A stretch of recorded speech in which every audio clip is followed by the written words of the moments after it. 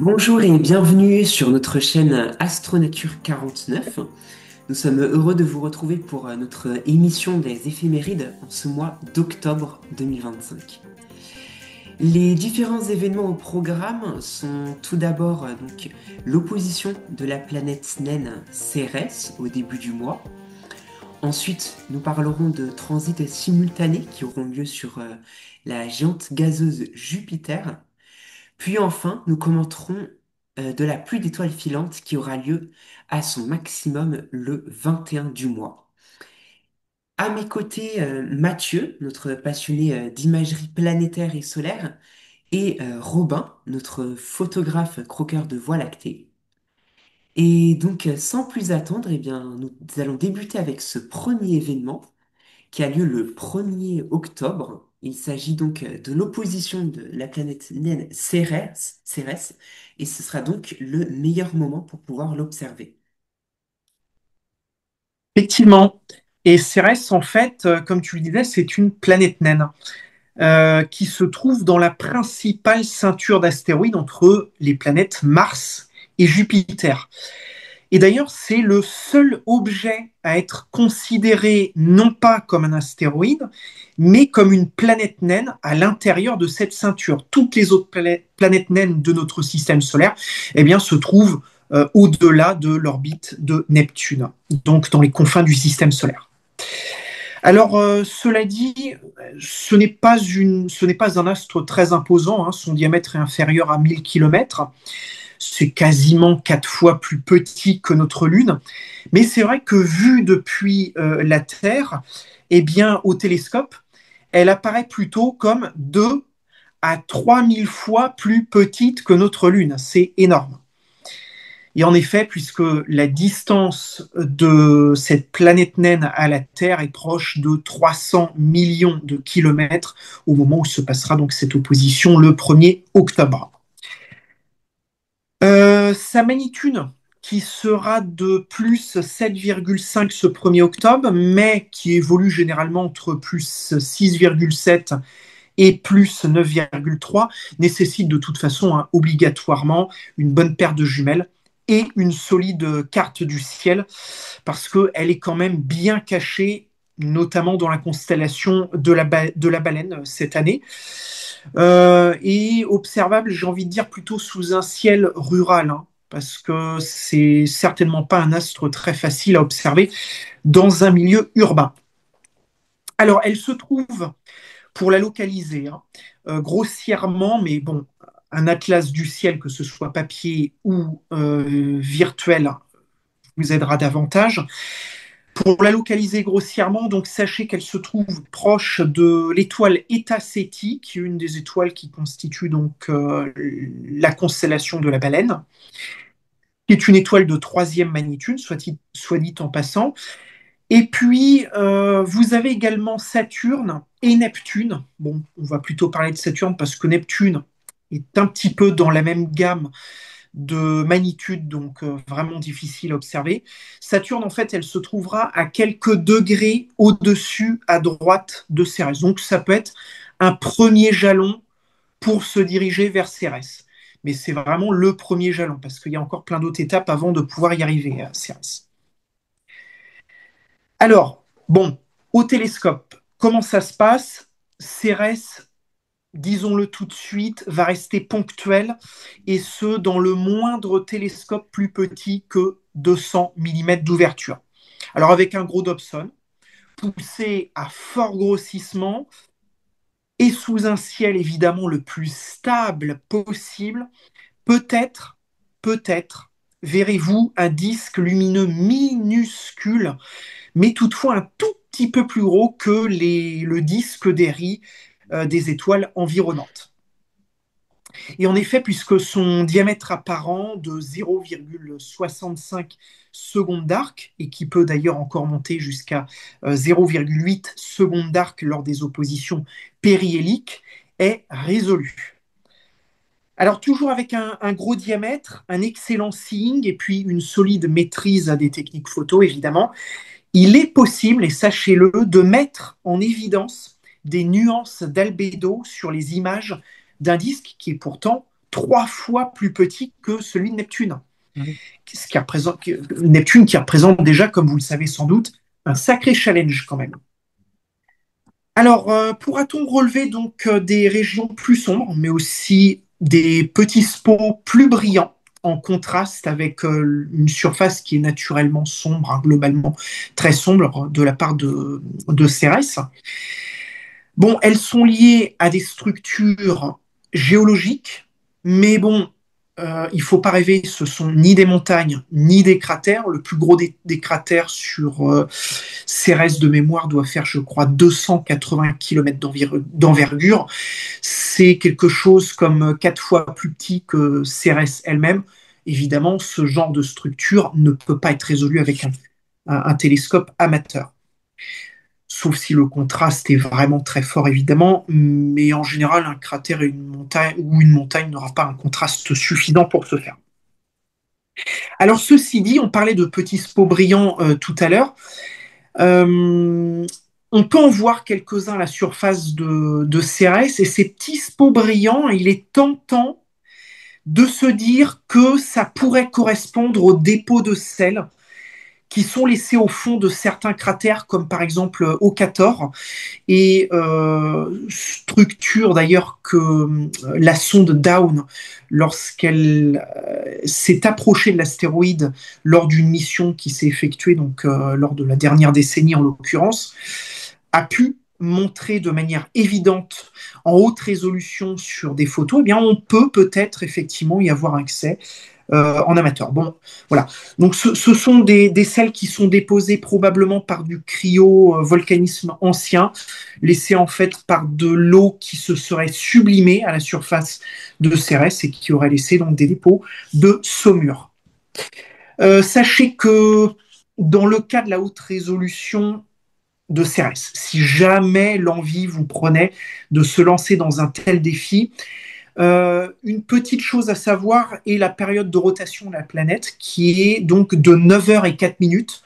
C'est à peu près équivalent à la rotation de Jupiter. Le truc, c'est qu'en fait, Cérès est tellement petit que la rotation de l'astre, en fait, importe relativement peu. Hein, et donc, vous pouvez lancer des acquisitions d'une durée relativement longue sans qu'il y ait de problème de flou de bouger dû à la rotation de l'astre. Donc, de ce côté-là, on est tranquille. Bon, ça, c'était la photographie mode expert. On va passer à la photographie maintenant un petit peu plus light, plus cool. L'occasion de peut-être photographier Cérès cette fois-ci en grand champ. On ne s'intéresse plus du tout à la haute résolution, mais Cérès en tant qu'astre ponctuel au sein d'un environnement étoilé. L'objectif sera de mettre en évidence le mouvement de Cérès par rapport aux étoiles environnantes. Et là, en fait, sur des photos, peut-être sur une séance photo qui va durer l'espace d'1 heure, 2 heures, peut-être quelques heures, enfin au fil de la nuit, si vous êtes motivé, pourquoi pas. Sachez une chose, c'est qu'en fait, Cérès se déplace sur le fond du ciel du diamètre apparent de la Lune, donc 0,5 degrés, en l'espace de 2 jours, 48 heures. Donc, lorsque vous faites un rapide calcul, en fait, elle se déplace du diamètre apparent de Jupiter en l'espace d'1 heure. C'est très court. Mais en fait, c'est sur des photos grand champ, ça peut être mis en évidence avec, par exemple, un appareil photo réflexe au foyer d'une petite lunette de 80-90 mm, pourquoi pas. Voilà. Et ça, c'est beaucoup plus cool à faire. C'est de la technique qui ressemble à de la technique telle qu'on a l'habitude en ciel profond. Et donc, eh bien, cette technique-là vous permettra de confirmer effectivement le déplacement net au fil des heures, mais aussi et surtout de mettre la planète naine en valeur parmi les innombrables objets du ciel profond qui peuvent exister dans cette constellation de la baleine, pourquoi pas. Voilà. Sachez en tous les cas que cette opposition de Cérès ne reviendra maintenant que début 2027 pour la prochaine, puisqu'effectivement la période synodique de la planète est d'1 an et 101 jours. Eh bien, nous voilà parés pour l'observation de cette planète naine. Nous allons poursuivre maintenant avec ce deuxième événement qui a lieu le 13. Et il s'agit donc de transits simultanés sur la planète Jupiter. Donc, Robin, eh bien, je vais te laisser en parler. Et alors, je vais d'abord mettre un petit peu de contexte. Alors bon, de façon assez générale, Jupiter, on sait tous, hein, enfin, la plus grosse planète du système solaire et elle est régulièrement, finalement, le théâtre de spectacles cosmiques, on va dire, notamment avec ces lunes qui orbitent autour de cette planète. Donc en fait, ces lunes-là, elles sont assez réputées puisqu'elles ont été d'abord découvertes par Galilée en l'an 1610 à peu près. Et donc aujourd'hui, on a l'occasion déjà de les observer d'une part, et puis d'observer aussi leur influence sur cette planète. Donc on parle de transit simultané, c'est-à-dire qu'il va y avoir une ou plusieurs lunes qui vont passer au niveau de la planète, donc Jupiter. Donc comment va se dérouler cette nuit? Ça va être assez matinal finalement, vous allez tout de suite le comprendre. Déjà, il va falloir donc le début des événements va commencer à partir de minuit à peu près, hein. Donc à ce moment-là, Jupiter va se lever au niveau de l'horizon nord-est et donc elle sera tout de suite visible parce qu'elle est très très brillante, très très lumineuse et elle sera impossible à manquer donc au nord-est. Donc vous pourrez déjà commencer les observations à partir de minuit. Donc c'est quand même relativement tard dans la nuit. Ensuite, il faudra encore attendre un certain temps et attendre jusqu'à 4 heures du matin. Donc à ce moment-là, la grande tache rouge sera visible. Bon voilà, je vais repréciser, mais vous le savez certainement, la grande tache rouge, c'est un immense anticyclone qui est absolument gigantesque à l'échelle, si on la compare à la Terre par exemple. Et on le voit très bien en observation ou même en photographie. Et voilà, c'est complètement iconique de cette planète et ça fait partie, enfin, c'est caractéristique. Ensuite, vers une demi-heure plus tard, finalement, vers 4h30 du matin, on aura la Lune, Ganymède, qui est l'une des plus grandes lunes du système jovien, qui va entamer son transit, c'est-à-dire qu'elle va passer devant la planète. Et en fait, elle va venir projeter son ombre sur Jupiter et on va pouvoir l'observer tout de suite au télescope notamment avec un point noir vraiment très très contrasté qu'on va pouvoir observer plutôt dans la périphérie de la planète. Donc plutôt alors bon, ça dépend si vous observez dans un télescope parce que c'est inversé, mais pour ça, je vous invite sincèrement à aller voir dans un logiciel de carte du ciel pour savoir comment va se dérouler réellement l'événement. Et ensuite, encore une demi-heure plus tard, à 5 heures du matin, on aura enfin, pardon, la lune Io, qui va aussi s'avancer et va elle aussi former une seconde éclipse vis-à-vis de la planète. Et on va voir comme ça deux taches noires. Donc en fait, ça sera les ondes projetées par Io et Ganymède. Et ce qui est le plus fascinant, c'est que on aura toujours la visibilité de la tache rouge. Donc on aura le combo tache rouge et double tache liée à l'ombre des lunes galiléennes. Et donc voilà, ça va se dérouler donc à partir voilà, de 4 heures du matin jusqu'au petit jour. Donc voilà, ça risque d'être riche, entre guillemets, en émotions parce que ça sera quand même intéressant à observer ou à photographier. Je vais apporter une petite anecdote scientifique que j'ai pu découvrir en faisant des recherches. C'est que enfin, c'est pas, ces transits sont pas un simple plaisir visuel pour nous, astronomes amateurs. En fait, ça sert sur le plan scientifique, puisque au XVIIe siècle, l'astronome danois, alors désolé si j'écorche son nom, mais parce que je ne suis pas danois, évidemment, Hol Romer, j'espère que je le dis bien, donc il utilisa les observations des lunes galiléennes, notamment de Io, pour estimer la vitesse de la lumière. Alors vous allez vous dire, mais de quelle manière il va pouvoir estimer la vitesse de la lumière en observant les lunes galiléennes? Donc en fait, si la lumière n'a pas de enfin, se propage de façon instantanée, en fait, il s'attendait à ce que les éclipses arrivent toujours à la même heure, comme si c'était une horloge cosmique, et c'est ce qui se passerait finalement si la lumière se déplacerait dans l'espace de façon instantanée. Mais en réalité, il remarqua que quand la Terre s'éloignait de Jupiter, à l'échelle du système solaire, bien évidemment, les éclipses qu'il observait semblaient retardées, et quand la Terre se rapprochait de Jupiter, eh bien, elles étaient observées en avance par l'astronome danois. Et en 1676, il en tira une conclusion qui a été assez révolutionnaire pour l'époque, ça lui a permis de calculer la vitesse de la lumière. Donc en fait, alors bon, j'ai passé les calculs mathématiques, mais en gros, il a divisé la distance supplémentaire qu'a pu parcourir la lumière entre ces deux observations, et en fait, donc par le temps, et il a permis de mettre en évidence une vitesse, par le calcul, de 220 kilomètres par seconde. À savoir que la vitesse réelle, enfin réelle, je vais te donner une approximation aussi, mais on n'est pas loin du compte, c'est 300 000 kilomètres par seconde. Voilà, donc il était pas loin du tout pour l'époque, et il a fait une découverte prodigieuse, on va dire, avec des observations toutes simples, et tout ça grâce à l'observation d'une lune galiléenne. Donc c'est bien la preuve que l'observation d'amateurs, ou en l'occurrence c'était un professionnel, mais nous aussi on peut très bien reproduire l'expérience, et ben, peut bouleverser toute la science. Donc c'est ce qu'on va retrouver aussi en, enfin, la science participative, notamment, où les astronomes amateurs participent activement à donner des données scientifiques pour les astronomes professionnels. Donc voilà. Si vous êtes plutôt du matin, finalement, ou plutôt, on va dire, de la nuit, puisque c'est quand même assez matinal, donc la fenêtre d'observation du 13 octobre sera parfaite pour sortir le télescope. Entre la grande tache rouge, Ganymède et Io, ben, Jupiter va nous offrir un véritable balai cosmique qu'on pourra observer jusqu'au petit jour et au lever du soleil.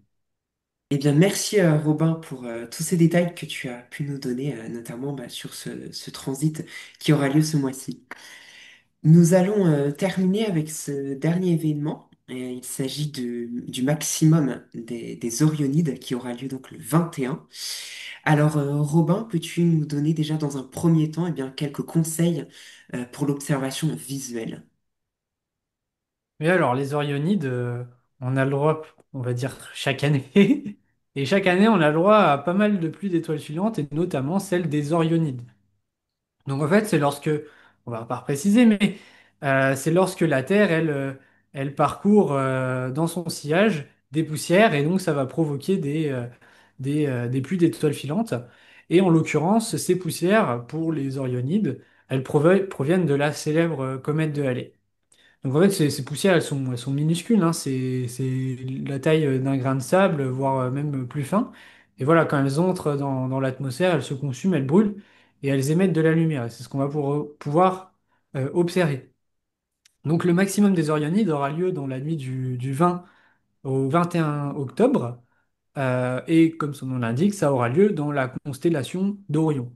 Enfin, je dis ça aura lieu. Finalement, ça aura lieu dans tout le ciel, dans sa globalité, mais les étoiles filantes sembleront venir de la constellation d'Orion, puisque le radiant, c'est-à-dire la zone d'où semblent provenir les étoiles filantes, sera dans cette constellation-là. Donc, célèbre constellation, hein, constellation d'hiver. Donc, ça peut aussi être intéressant d'apprendre à la repérer si vous n'avez pas l'habitude de l'observer et de profiter de cette soirée. Donc, je vais parler un petit peu d'observation visuelle. Donc, bah, globalement, ça sera assez simple parce que vous n'aurez pas spécialement besoin d'instruments. Alors, évidemment, vous pouvez utiliser des jumelles, mais comme ça va avoir lieu dans une grande partie du ciel, le mieux, c'est d'utiliser ses yeux, hein. C'est le meilleur grand angle qui existe, c'est nos yeux, sans rien. Il n'y a pas besoin d'avoir de grossissement, de telle sorte à avoir le plus de chances d'observer une étoile filante dans le ciel. Donc, on estime à peu près qu'il y en aura une petite vingtaine par heure. Voilà, donc on peut pas dire précisément à l'avance combien il y en aura, mais voilà, faut s'attendre à 20 étoiles filantes par heure à peu près. Donc voilà, j'ai donné quelques conseils plutôt pratiques, mais qui sont très simples, puisqu'il n'y a pas besoin d'énormément de matériel. C'est voilà, purement pratique. Donc le premier, bah, c'est évidemment de trouver un coin qui soit dénué de préférence de pollution lumineuse, parce que s'il y a des petites étoiles filantes qui sont relativement faibles en intensité, bah, plus vous serez dans un endroit noir et sombre, plus vous aurez de chances de les distinguer et de les discerner. Aussi, autre astuce, n'oubliez pas d'éteindre votre téléphone portable et d'éviter d'utiliser une lampe de couleur blanche. Et privilégiez plutôt une lampe de couleur rouge pour pouvoir adapter vos yeux à la nuit. Donc voilà, il faut compter entre 15 et 20 minutes. Et ensuite, bah voilà, comme ça va se passer au ciel, il va falloir lever la tête. Donc le mieux, c'est de prendre un transat ou une couverture et s'allonger confortablement dans l'herbe ou voilà, dans votre transat, histoire de pouvoir rester quand même un certain temps les yeux fixés vers le ciel. Autre point, on va approcher de l'hiver, donc les températures vont baisser. N'oubliez pas de vous armer d'habits très chauds, de bonnes paires de chaussures, de bonnes paires de chaussettes et votre polaire parce que en étant statique, on a toujours beaucoup plus froid. Donc voilà pour la partie visuelle. Bah, merci pour tous les conseils que tu as pu nous donner. Et maintenant, eh bien, quelle technique en photo tu pourrais nous donner? Eh bien, le principe, il reste plus ou moins le même qu'en observation, c'est-à-dire dans le principe, c'est avoir le plus de chances de capter ces étoiles filantes. Comme elles ont lieu dans tout le ciel, l'astuce, c'est d'imiter nos yeux, d'avoir un grand angle. Donc dans ce cas-là, privilégier l'usage d'un objectif grand angle. Alors voilà, un 14 mm sur plein format, ou voilà ce que vous avez, hein, finalement, le plus grand angle possible pour couvrir la zone du ciel la plus vaste possible, de telle sorte à avoir le plus de chances d'avoir une étoile filante qui va apparaître dans la photo. Donc vous pouvez utiliser aussi bien un appareil réflexe, un hybride, ou même votre smartphone si vous n'avez que ça, avec un trépied bien évidemment, ou un support qui soit stable. Donc ensuite, bah, comme c'est plus ou moins peu lumineux, eh ben, vous devrez avoir recours à des pauses longues. Alors bon, ça peut être 10, 5, enfin 5, 10, 15, 20, 30 secondes même. Vous aurez certainement du filet d'étoiles, mais vous pouvez très bien faire des pauses de 30 secondes. Mais s'il y a une étoile filante qui passe, donc évidemment dans cette pause de 30 secondes, vous aurez du filet d'étoiles, mais s'il y a une étoile filante qui passe, eh bien, elle ne sera pas soumise au filet d'étoiles parce qu'elle va dessiner une traînée. Donc là, vous la verrez très bien. Donc, vous ouvrez votre objectif à l'ouverture la plus faible possible. Bon, ça dépendra de votre objectif, mais f2.8, f1.8, f1.4, si vous avez, ça sera vraiment l'idéal. Après, vous faites avec ce que vous avez, évidemment.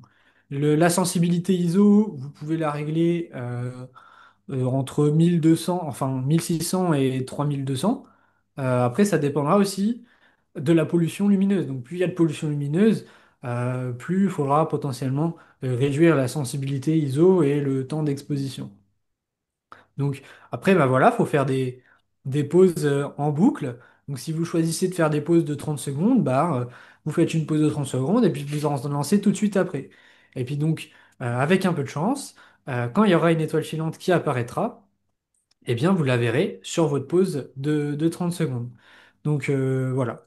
Vous pouvez pointer la constellation d'Orion ou légèrement à côté, parce que finalement, il y aura des étoiles filantes globalement dans une bonne partie du ciel, mais voilà, préférentiellement quand même à proximité de la constellation d'Orion.